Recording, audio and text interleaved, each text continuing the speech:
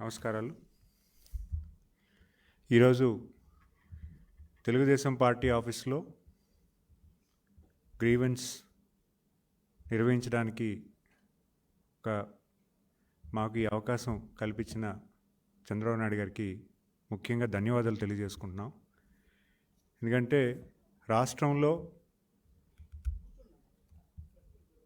గ్రామ స్థాయి కానీ, మండల స్థాయి కానీ, జిల్లా స్థాయి కానీ ఎటువంటి ఇష్యూ వచ్చినా పార్టీ ఆఫీస్ దగ్గరికి వచ్చి వాళ్ళ తాలూకు విన్నపం తెలియజేసుకోవచ్చు. మరి అలాంటి ఈ గ్రీవెన్స్ దీంట్లో ఈరోజు సుమారు 110 గ్రీవెన్స్ ఇష్యూస్ మాకు అభ్యర్థనలు ఏవైతే ఉన్నాయో అవన్నీ కూడా మాకు తీసుకొచ్చారు. అందులో దగ్గరగా 12 జిల్లాల నుంచి ఈరోజు రావడం జరిగింది. అందులో ముఖ్యంగా వచ్చే ఇష్యూస్ ఏంటంటే రెవెన్యూ ఇష్యూస్, గ్రామాల్లో నెలకొన్న వాళ్ళకున్న చిన్న చిన్న రెవెన్యూ ఇష్యూస్, గత ప్రభుత్వంలో కబ్జా చేయబడినవి ఇప్పటి వరకు కొంచెం పరిశీలి చేయాలి, వాటిని రెక్టిఫై చేయాలి, మీరు ఎట్టి పరిస్థితుల్లో మా భూమి మాకు అప్పచెప్పాలని మా దగ్గరికి వచ్చి కోరడం జరిగింది. మేము వెంటనే సంబంధిత ఎమ్మెల్యే గారు కానీ, కలెక్టర్ గారికి కానీ ఫిర్యాదు చేసి దాని మీద ఒక యాక్షన్ తీసుకోమని చెప్పడం జరిగింది. అవే కాకుండా ఎక్స్ ఆర్మీ మెన్ వాళ్ళ ల్యాండ్ ఇష్యూస్ ఉన్నాయి. ఒక 2 అభ్యర్థనలు వచ్చాయి. ఒకటి విజయనగరం జిల్లా నుంచి, అలాగే ఒక కడప జిల్లా నుంచి. కడప జిల్లాలో అయితే లాస్ట్ గవర్నమెంట్లో వాళ్ళ ల్యాండ్ ముంపు ప్రాంతంలోకి వెళ్ళి వాళ్ళ ల్యాండ్ ఎక్విజిషన్ అయిపోయింది, కానీ వాళ్ళకి మళ్ళీ ల్యాండ్ అలొకేషన్ అనేది జరగలేదని మా దగ్గరికి వచ్చి ఇక్కడ విన్నపించుకున్నారు. కడప కలెక్టర్ గారికి ఫోన్ చేసి చెప్పడం కూడా జరిగింది. ఎట్టి పరిస్థితుల్లో ఇష్యూని చూడమని చెప్పి అది ఏ రకంగా సాల్వ్ చేయమని వాళ్ళకి చెప్పడం కూడా, డైరెక్షన్స్ కూడా ఇవ్వడం జరిగింది. అలాగే సంబంధిత మంత్రి అయినటువంటి సెర్ప్ అండ్ ఎంఎస్ఎంఈ మినిస్ట్రీగా నేను ఉన్నాను. సంబంధిత ఇష్యూస్ కూడా నాకు తీసుకొచ్చారు. ముఖ్యంగా పెన్షన్ ఇష్యూస్ వచ్చాయి. పెన్షన్లో లాస్ట్ గవర్నమెంట్లో అనార్కుల కింద వాళ్ళని పెన్షన్ డిస్క్వాలిఫై చేసి పెన్షన్ ఆపేయడం జరిగింది.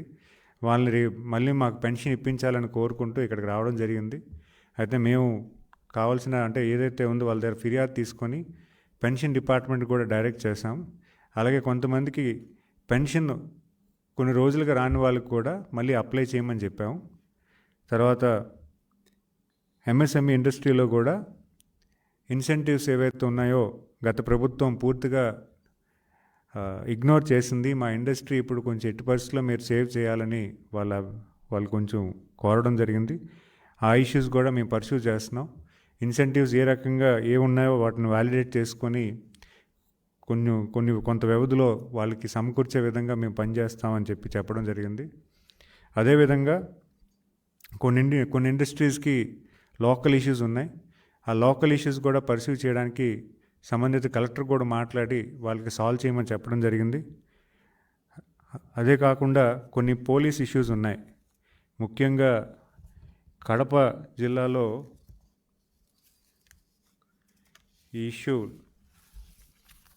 ఒక మైనారిటీ, ఒక షెడ్యూల్ క్యాస్ట్ ఎవరైతే ఉన్నారో ఆయన మీద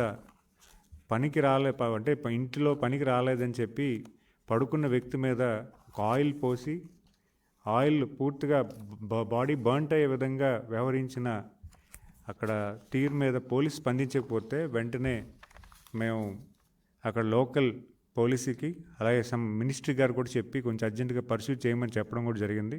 వెంటనే వాళ్ళు రెస్పాండ్ అయ్యి వాళ్ళ మీద ఎవరైతే ఈ యాక్షన్ ఏదైతే చేశారో వాళ్ళ దృష్టి కూడా తీసుకెళ్ళి వాళ్ళు పర్సూ చేయడానికి ముందుకెళ్తున్నారు.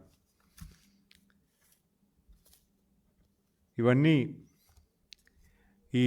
ఈ ఫిర్యాదులు ఏవైతే ఉన్నాయో పర్సూ చేయడానికి అట్ ద సేమ్ టైం దాన్ని రిజాల్వ్ చేసే దశగా తెలుగుదేశం పార్టీ ఆఫీస్ పనిచేస్తుందని, ఖచ్చితంగా ఈ ఆఫీసు అందరికీ నమ్మకం చేకూర్చే విధంగా పనిచేయడానికి ఇంకా మేము కార్యాచరణ చేస్తూ భవిష్యత్ కాలంలో ఎలాంటి ఇష్యూస్ని కాన్స్టెంట్గా రిజాల్వ్ చేసే దశగా మేము చేకూర్చడానికి ఒక వ్యవస్థగా ఈరోజు ఏర్పాటు చేయడం, దానికి భాగస్వాములుగా ఈరోజు మేము ముందుండి ఇవన్నీ సాల్వ్ చేయడానికి, అట్ ద సేమ్ టైం గ్రామాల్లో తెలుగుదేశం పార్టీ ఆఫీస్కి వస్తే సాల్వ్ అవుతుంది, మనం ఖచ్చితంగా మన అభ్యర్థన చెప్పచ్చు, మన తాలూకు ప్రాబ్లం వింటారు, విని దాన్ని సాల్వ్ చేసే ప్రయత్నం చేస్తారు అనే దాని మీద పూర్తి నమ్మకం కల్పించే విధంగా ఈ పార్టీ ఆఫీస్లో ఈ గ్రీవెన్స్ ఏర్పడడం జరిగింది. దానికి పూర్తి స్థాయిలో మీ అందరం కూడా ఇక్కడ గ్రీవెన్స్ వినడం, వెంటనే సాల్వ్ చేయడం జరుగుతుంది. మరి ఈ అవకాశం కల్పించిన మా అధినేత నారా చంద్రబాబు నాయుడుకి ముఖ్యంగా ధన్యవాదాలు తెలియజేసుకుంటే, ఎందుకంటే ప్రజలు ఇక్కడికి వచ్చి వాళ్ళు ప్రాబ్లమ్స్ చెప్పుకుంటున్నారంటే అంతటి నమ్మకం కేవలం ఈ పార్టీ కలిగించిందని ఖచ్చితంగా చెబుతున్నాను. ధన్యవాదాలు.